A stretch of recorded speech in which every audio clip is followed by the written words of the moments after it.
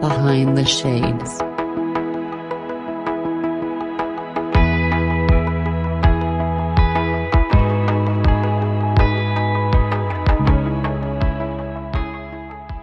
One of my friends, she went on a date and she was going by the pictures and they're texting, no video chat, anything like now. But even though now looking back, they probably should have done that.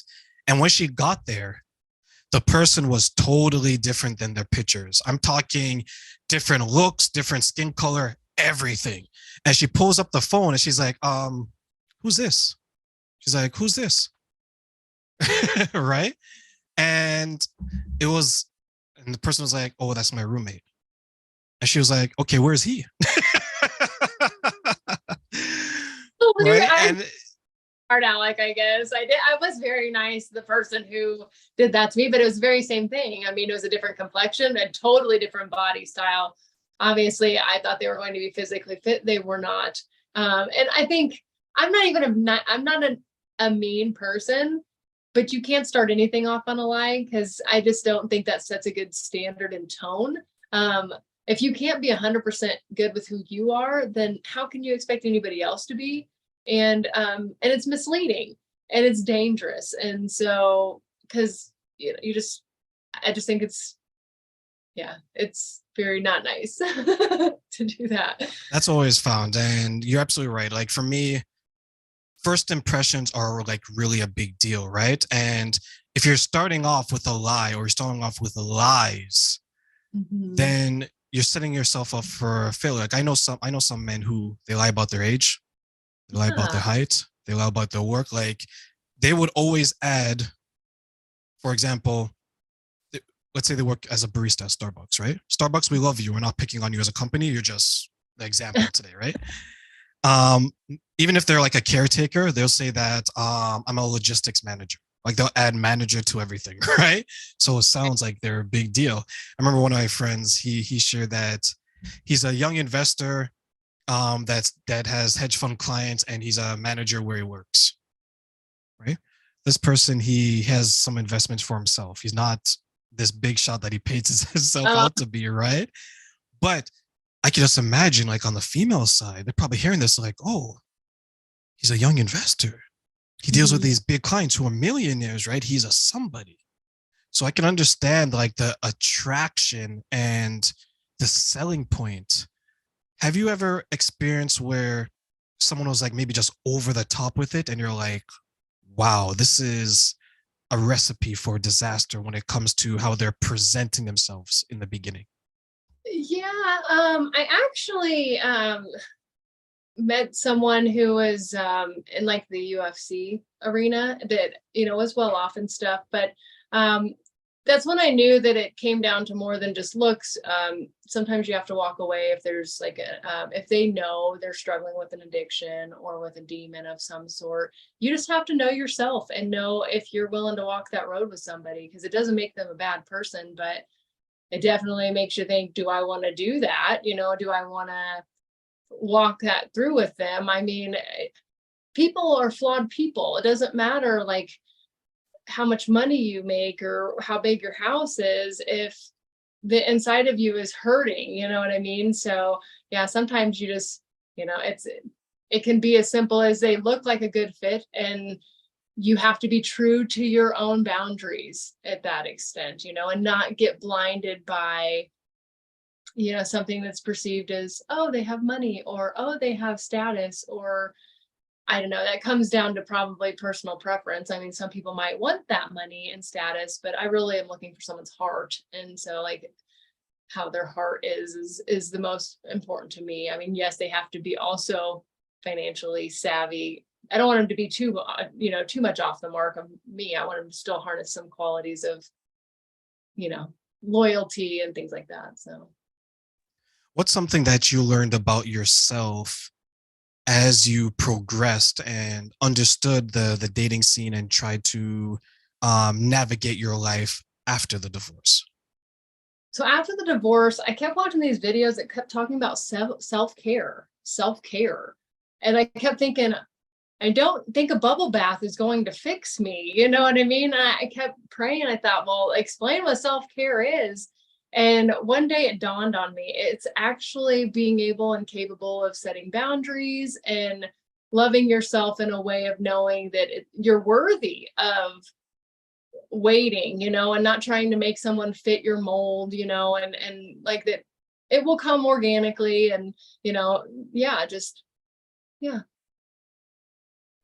For me, when I took time in between girlfriends when I was dating, that's probably when I learned the most of myself, because I had to take a step back and say, okay, why are my relationships not working out in the way that I want them to?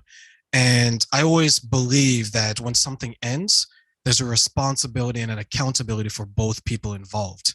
It's easy, right, to say that the girl's crazy, he's not worth Yeah. anything, right? Because those are the common themes, right? Colleen, you're a psycho. That's why I can't be with you anymore. Well, Terrain, you're broke. Get a job. Like those are the common themes, right? But I had to understand that for me to get the type of person that I want, I have to be the type of person that they would want to be with, right? And I think sometimes we miss that. Do you agree?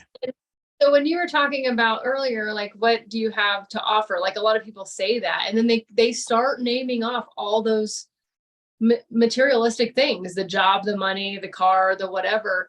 But, I think when I'm looking at answering that question, it's compassion. I offer a kind ear, a soft voice to get you through that time of your need. You know what I mean? A caring lap to let you lay your head in. Like, I offer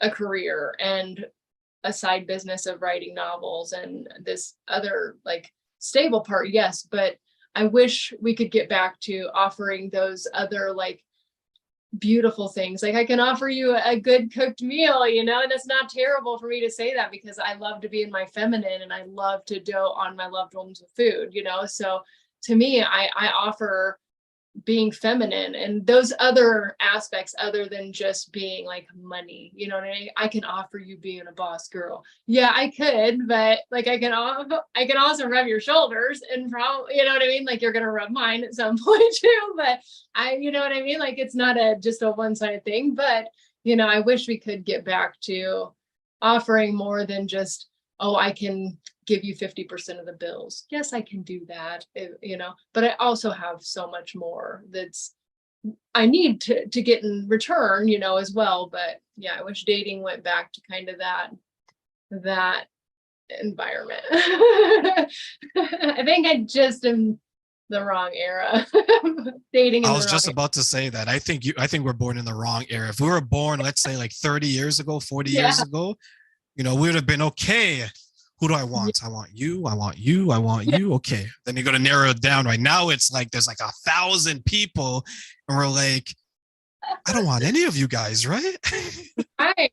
Because I mean, most women can offer themselves all these things now. And so it really is hard for guys nowadays. I don't envy them at all, because they're told to be masculine, but not too masculine, feminine, but not too feminine, wealthy, but not too wealthy to where you're flaunting. It's hard. I don't blame you guys for having like a little bit of a rough time, because it's not easy.